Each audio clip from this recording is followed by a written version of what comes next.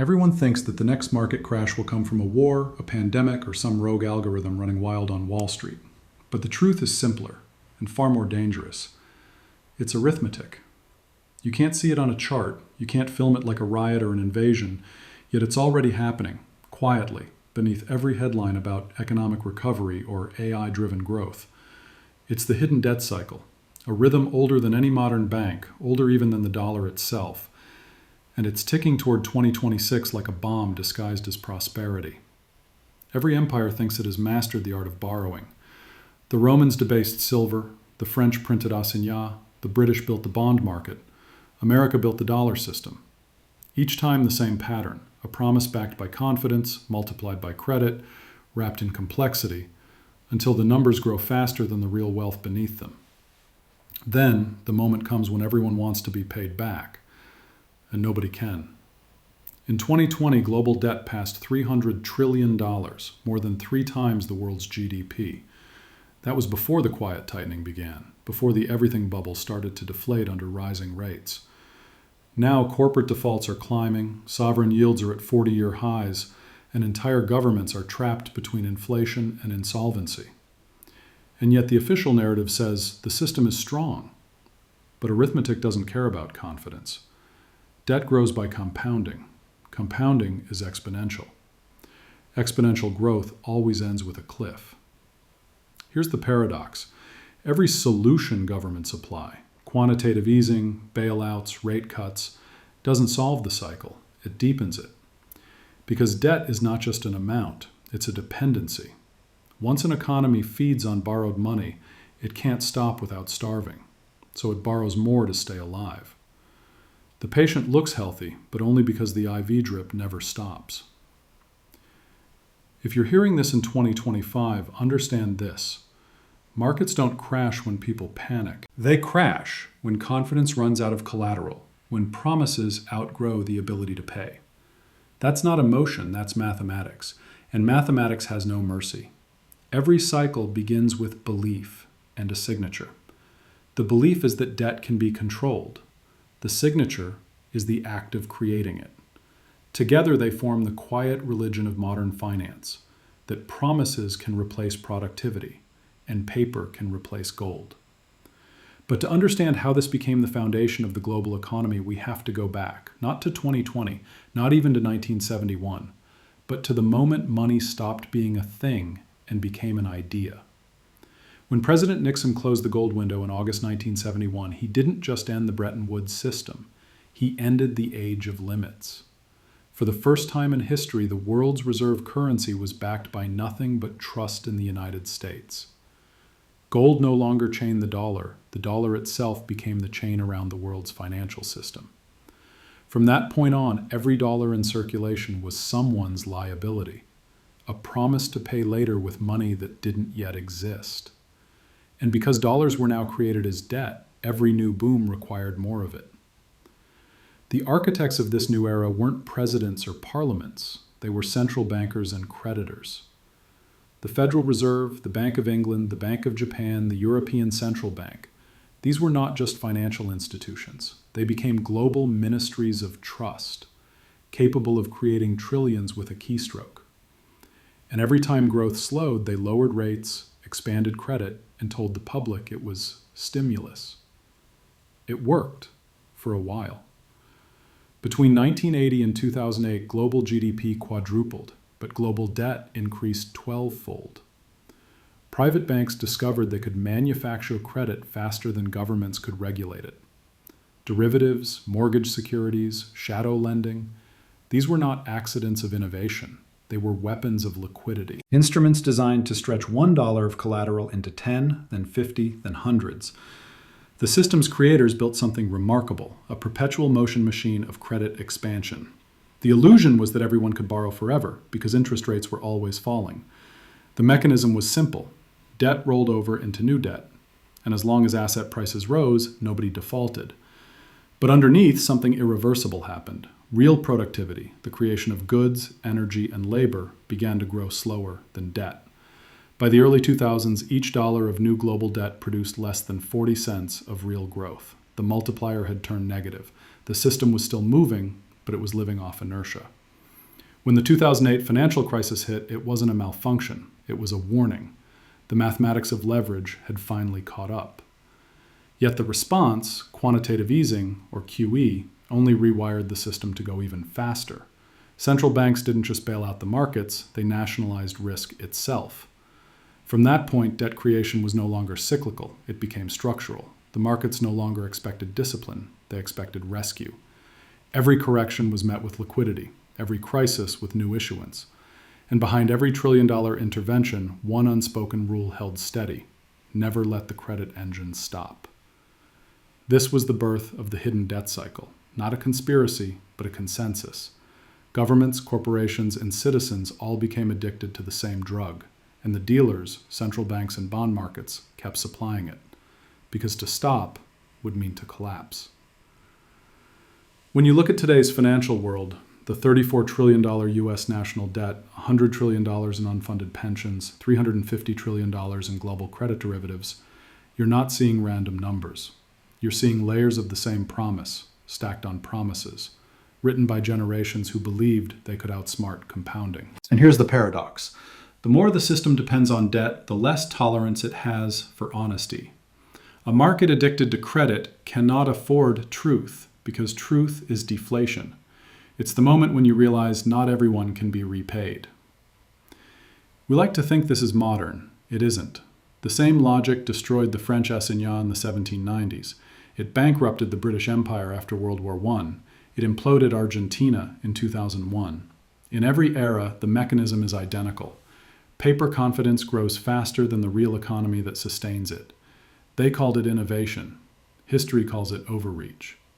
The global financial system we live in today was built not to create wealth, but to extend time, to delay reckoning through credit. And time, unlike money, cannot be printed. If this helped you see the architecture beneath the headlines, let me know where in the world you're watching from. It always begins with confidence and ends with mathematics. In the early 2010s, after the smoke of the 2008 crash began to clear, the world convinced itself that it had learned its lesson. Central banks promised stability, governments promised stimulus, and Wall Street promised innovation. Money became cheap again, and soon, impossible wealth seemed to return. But it wasn't wealth, it was leverage dressed as growth.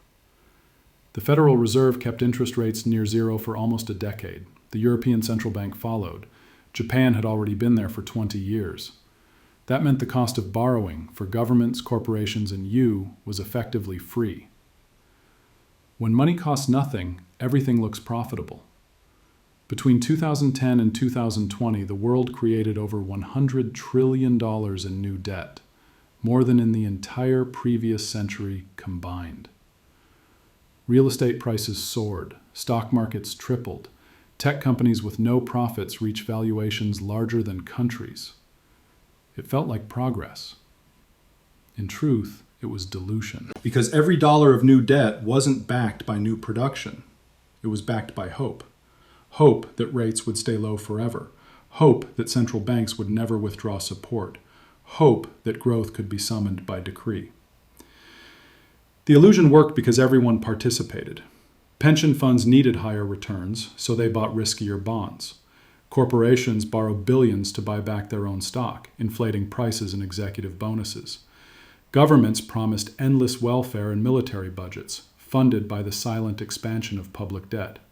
It wasn't capitalism, it was creditism, a system where the main product was not goods, but debt itself. You could see it in 2019, when the repo markets, the plumbing of global finance, suddenly froze. Banks stopped trusting each other overnight.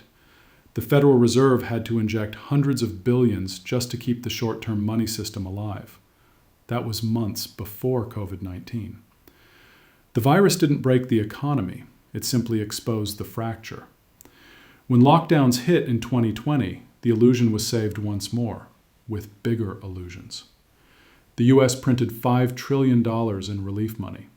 The European Union launched its largest stimulus in history. Japan and China followed suit. For a year, it looked like magic. The biggest economic collapse in modern history, followed by record stock prices. But magic always has a cost. That cost arrived in 2022. Inflation. The first true inflation shock in 40 years.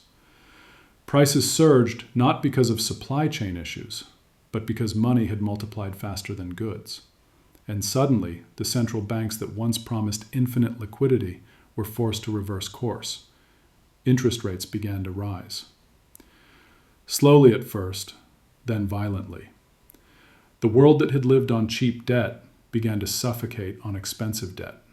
Housing bubbles stalled. Stock markets trembled. Developing nations saw their currencies collapse as the dollar strengthened. It was the same pattern seen centuries earlier, when Louis XVI's France kept printing assignats, or when Weimar Germany printed marks by the wheelbarrow. The forms changed, but the logic didn't. A paper promise can create illusion, but it can't create value. The 2010s will be remembered as the decade of invisible inflation, not in consumer prices, but in assets. The yachts, the luxury towers, the $10 million NFTs, all of it was built on the same foundation: leverage. The rich got richer not because they worked harder, but because they could borrow cheaper. For the middle class, wages stagnated while asset prices soared out of reach. For governments, deficits became permanent. And for central banks, the supposed guardians of stability, every intervention became larger than the last, until the line between support and control disappeared. By 2023, total global debt exceeded $330 trillion, and yet policymakers declared the system resilient. The illusion had become institutional. Economists celebrated soft landings and disinflation. But beneath the surface, the old rhythm pulsed again. Interest payments rising faster than incomes, public debt compounding faster than tax revenues. The illusion of growth always ends the same way, when the cost of maintaining it exceeds the benefit of believing in it. That's when the system begins to feed on itself, when new debt is issued not for investment, but just to pay the interest on the old. That moment is approaching, quietly, relentlessly. If you've ever wondered why everything feels more expensive, yet the world keeps insisting it's growing, this is why. You're not imagining it. You're living inside the illusion's final phase. Every illusion ends the same way, not with a bang, but with an equation. By late 2024, the numbers stopped cooperating. The U.S. Treasury was paying more in interest on its debt than it spent on defense. Japan's bond market was cracking under the weight of its own yield curve. Europe was drowning in energy costs and rising defaults.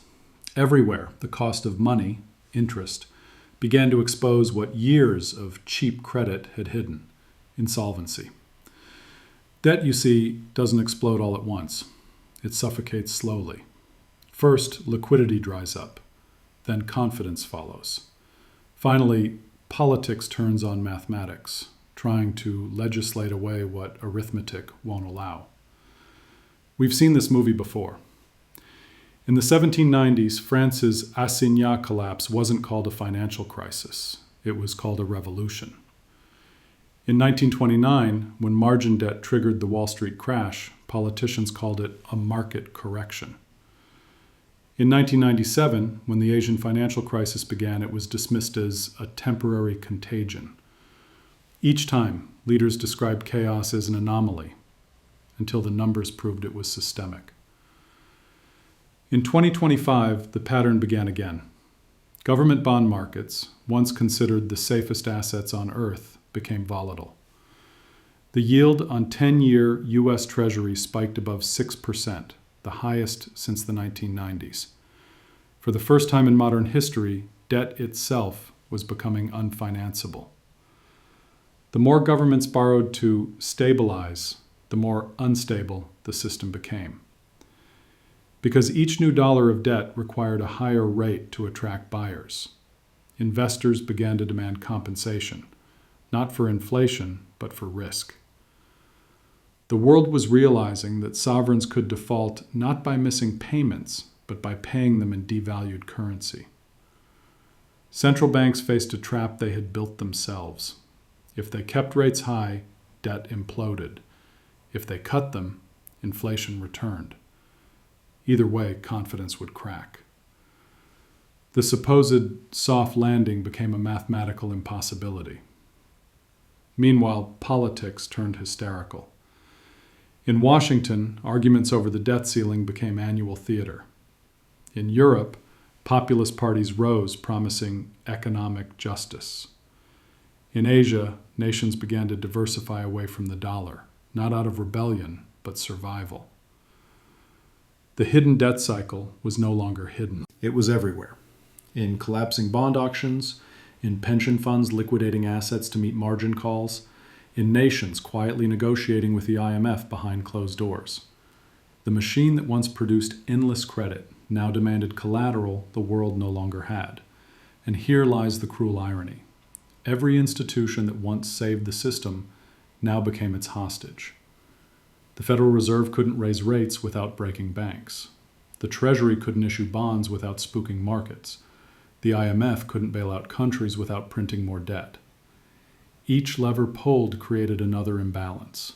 Arithmetic doesn't compromise. By 2026, the pressure will likely converge. Corporations refinancing trillions in old debt at triple the interest rate. Consumers facing record loan costs. Governments watching their debt service expenses eat entire budgets. This isn't speculation. It's trajectory. The same trajectory that destroyed Rome's denarius, Weimar's mark, and Britain's post-war empire. When the system breaks, it doesn't announce itself. It begins with something technical, a liquidity shortfall, a failed auction, a regional banking crisis. Then confidence evaporates. Within weeks, what was a credit tightening becomes a freeze. What was policy adjustment becomes panic. The world built after 2008 was designed to prevent collapse. Ironically, that design made collapse inevitable.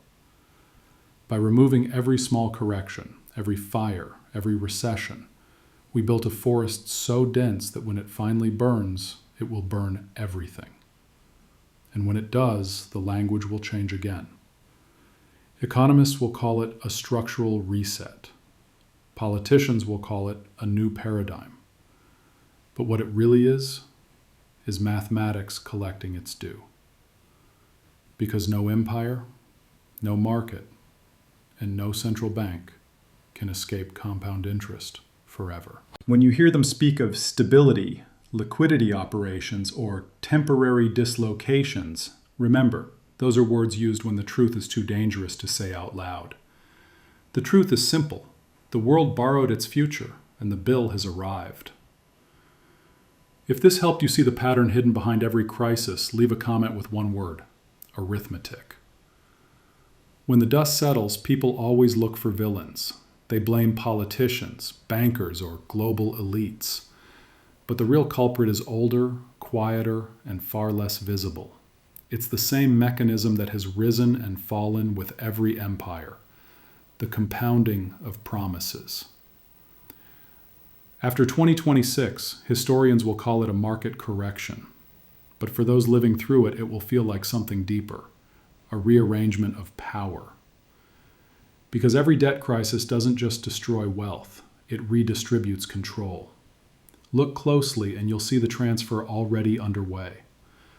While governments drown in unpayable obligations, private capital, hedge funds, private equity, sovereign wealth funds, is quietly buying what's left of the real economy: farmland, water rights, ports, and energy infrastructure.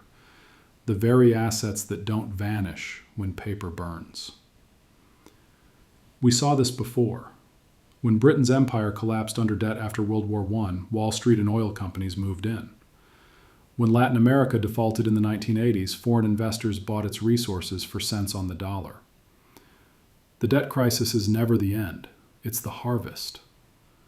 The new phase of the cycle isn't default in the traditional sense. It's monetary restructuring, the polite term for revaluing what money means. Central bank digital currencies, or CBDCs, are already being tested worldwide. Officials promise efficiency, but the timing is revealing. Digital money gives governments two powers they've never had before: the ability to issue infinite credit and to track every transaction that results. It's the next logical evolution of the system. When confidence breaks, control replaces it. Instead of gold or paper, money becomes code, and code can be changed at will. Inflation, meanwhile, becomes permanent policy, not runaway hyperinflation like the 1920s, but managed erosion, the slow taxation of savings through negative real rates. A world where 2 to 3% inflation is celebrated as healthy, even when wages can't keep up, because debt shrinks when money loses value. The moral cost of this system is subtle but profound. When citizens realize their currency is designed to decay, trust dissolves. They begin to look for anchors outside the system, real assets, commodities, cryptocurrencies, even local trade networks. Just as the middle classes of Rome hoarded silver and the French bourgeoisie bought land during the assignat collapse. In the 2030s, this process will reshape geopolitics. Nations rich in tangible resources, energy, food, minerals, will rise. Nations rich only in financial paper will decline. The balance between East and West will shift, not because of ideology, but because of arithmetic. You can already feel it, the quiet decoupling of the global order. The BRICS nations creating new settlement systems, Gulf states trading oil in non-dollar currencies, Europe debating fiscal unity under debt strain. Each headline is a symptom of the same disease, the breakdown of a monetary empire built on endless credit. And just as Britain's pound ceded its throne to the dollar in the 20th century, the dollar's own empire is beginning to fracture under its weight. It's not collapse in a single moment, it's erosion. Trust, inch by inch, replaced by necessity. Yet amid this decline, opportunities emerge. The same arithmetic that destroys inflated systems clears the ground for renewal. Periods of debt collapse always birth innovation, not because people become smarter, but because scarcity forces honesty. Real work regains value. Real production replaces speculation. Real money, whatever form it takes next, must be rooted again in trust earned, not decreed. The hidden debt cycle, then, isn't just an economic story. It's a moral one. It reveals what happens when a civilization confuses credit with wealth, when it replaces substance with symbols. If you live through the years ahead, remember, systems can print money, but they can't print meaning. When that realization spreads, people start building again, from the bottom up. Because every empire of debt, from Rome to London to Washington, ends not with destruction, but with disillusion. The spell breaks. And those who understand what really happened, those who see the arithmetic behind the rhetoric, are the ones who write the next chapter. If this part helped you see how the same cycle is unfolding again, share it, and write in the comments, the debt always returns. Every generation believes it can escape the reckoning, that it can bend the laws of money, redefine value, outsmart the arithmetic. But history never negotiates. It waits. When you strip away the jargon, liquidity, stimulus, growth targets, what remains is one truth. Numbers don't lie. You can delay their consequences with policy, propaganda, or panic, but you can't erase them. Debt is not evil. It's just a promise. But when promises multiply faster than the ability to keep them, collapse is not a tragedy. It's justice. The hidden debt cycle is not only about economics. It's about trust. The invisible gold that backs every system, every currency, every handshake. When trust inflates, paper can rule empires. When trust evaporates, even gold loses its shine. We live in an age where the illusion of control has replaced wisdom. We think central banks can fine-tune the weather of the economy, that data can model human fear, that AI can trade away uncertainty. But the laws of money, like the laws of gravity, do not evolve. They only wait for us to forget them. Every empire that fell, Rome, France, Britain, America, fell the same way, not by conquest, but by arithmetic. The moment the numbers outgrew the gold, the land, the labor, the faith, collapse was already written.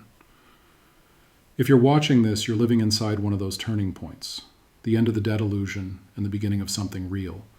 Don't wait for permission to understand it. Learn how money actually works. who creates it, who benefits, and what happens when belief runs out. Because the next system, the one that will rise after 2026, won't be chosen by politicians or bankers. It will be chosen by arithmetic, by the oldest, most honest accountant in history, reality. The moral is simple. Systems don't collapse because of bad intentions. They collapse when numbers outgrow trust. And trust, once broken, can't be printed back into existence.